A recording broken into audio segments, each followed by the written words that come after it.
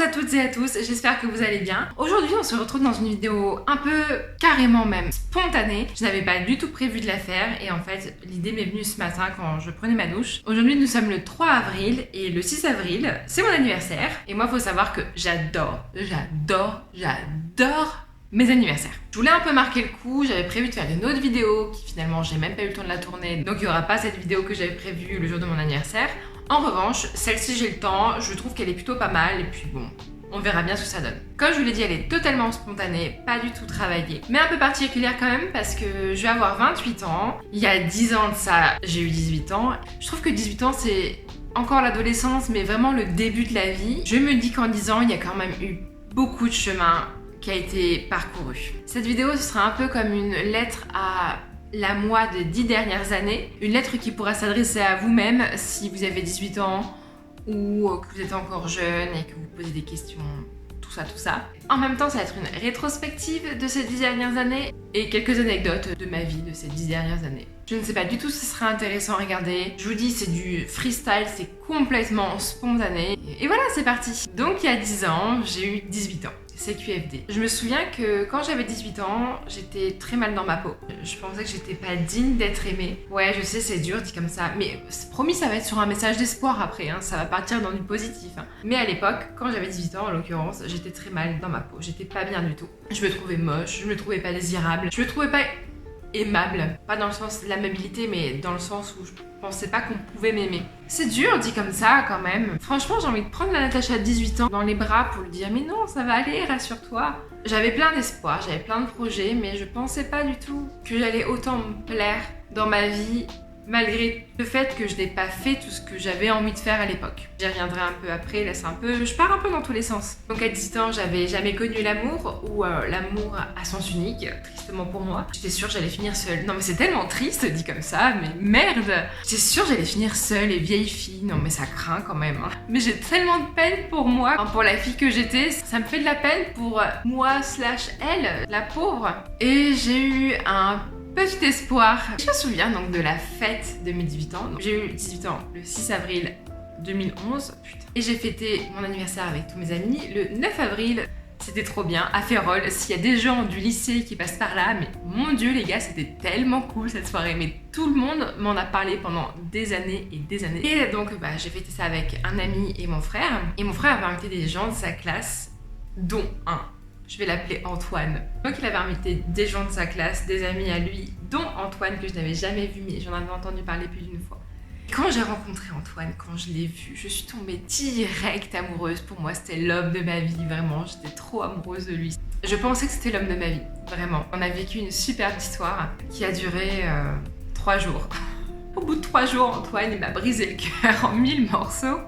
Et c'est tellement triste parce que ouais, j'étais grande, j'avais 18 ans, voilà, mais en même temps j'étais toute jeune. 18 ans c'est tellement jeune, on a l'impression qu'on est super grand, alors en fait on est des bébés à 18 ans. Et j'avais le cœur brisé. Maintenant j'en rigole, mais j'ai douillé, hein. Vraiment j'ai douillé. Mes amis s'en souviendront, même Antoine il s'en souviendra. Et j'ai vraiment cru à ce moment-là que le monde s'écroulait. Non mais c'est incroyable, vraiment c'est incroyable à quel point un amour, j'aime pas dire que c'est une amourette parce que chaque sentiment amoureux, peu importe l'âge que l'on a, est fort en fait, parce qu'on le vit de cette façon-là à ce moment-là. Et c'était très fort pour moi à ce moment-là.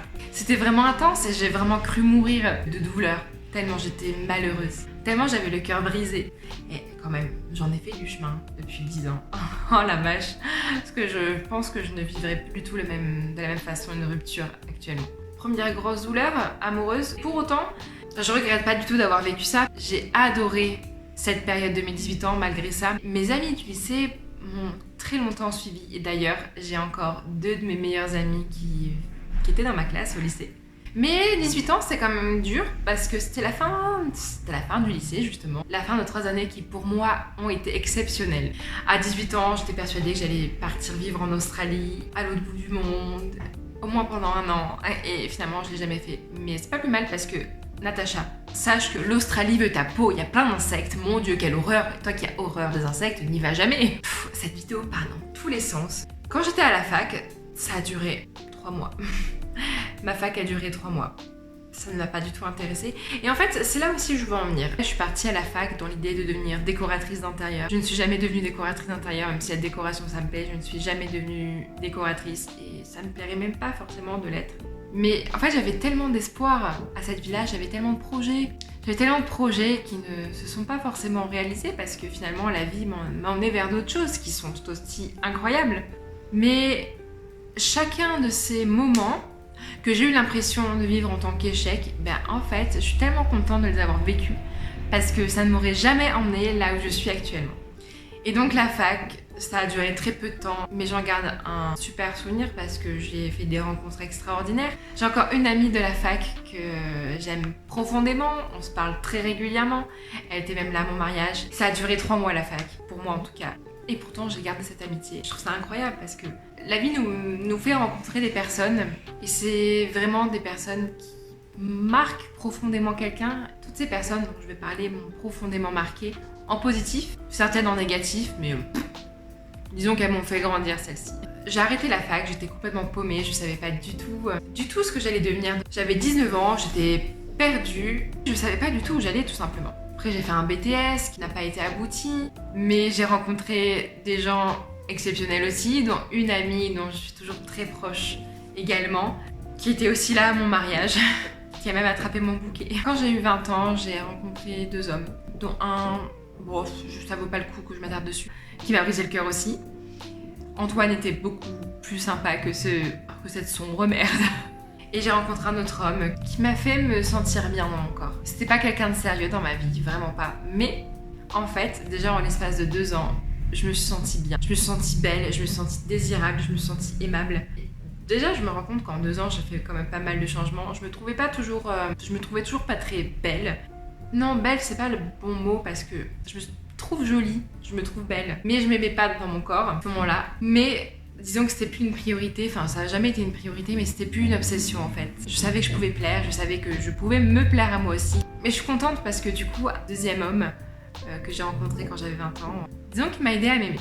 Je suis vraiment reconnaissante de l'avoir rencontré pour ça.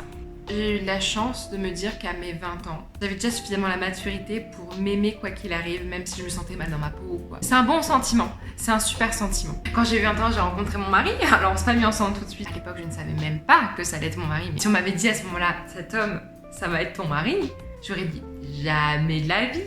Pour plein de raisons, pas parce qu'il me plaisait pas. On avait totalement des visions de la vie différentes.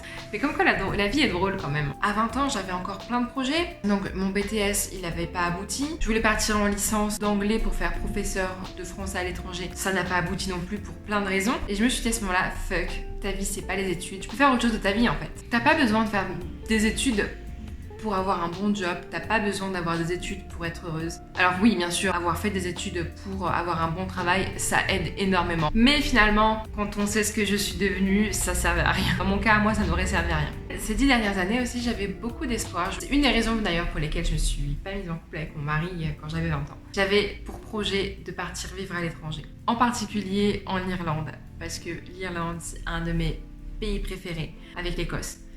Et je me suis toujours dit que si je devais avoir une autre nationalité, ce serait irlandaise, c'est tout. Je me sens hyper française, mais si je devais avoir une autre nationalité, ce serait irlandaise. Je me sens totalement irlandaise aussi. Un peu écossaise, mais surtout irlandaise à fond. Je voulais partir en Irlande, et du coup, en 2016, après plusieurs séjours à Dublin, en Irlande en règle générale, j'ai fait mes valises et je me suis barrée.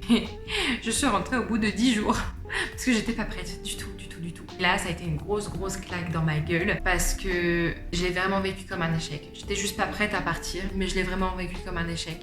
C'était en 2016 et j'étais vraiment très triste à ce moment-là. Heureusement que ma mère m'a beaucoup aidée. Mes amis aussi m'ont beaucoup aidée. Et pourtant, 2016, c'est une des meilleures années de ma vie. En 2016, j'ai beaucoup voyagé. Je suis allée en Écosse, je suis allée en Espagne, je suis allée un peu partout en France. Je suis allée à Amsterdam et je me suis mise en couple avec mon mari. J'ai déménagé à l'autre bout de la France. C'était vraiment une des meilleures années de ma vie. Contrairement à 2017 qui est arrivé, qui a été une des pires années de ma vie, j'ai appris qu'une rupture amicale était aussi douloureuse qu'une rupture amoureuse. Je dirais pas même plus, mais pas loin. Je pensais pas que c'était aussi douloureux que ça, une rupture amicale. Mais parfois c'est mieux en fait. Faut pas sauver des meubles avec une personne alors que ça va plus. Faut continuer notre chemin même si on n'est plus compatible malgré tous les bons souvenirs que l'on peut avoir avec cette personne. Des fois, il n'y a plus rien à faire. Ça fait pas de nous une mauvaise personne, ça fait pas forcément d'elle une mauvaise personne. Juste, il n'y a plus rien en commun. Enfin, il y a des blessures qui peuvent pas être réparées malheureusement. Et j'ai envie de dire ça avec le sourire maintenant parce que putain, on se relève de tout, on se relève vraiment de tout. Mais jamais rien n'arrivait de grave, de vraiment grave. Mais j'ai souffert comme tout le monde et punaise, sur le moment t'as l'impression que c'est insurmontable, mais tu te relèves tout le temps. Tout le temps. Il y a une citation que j'aime beaucoup, si je me souviens bien, c'est « La vie ne te met que les épreuves que tu es capable de surmonter ».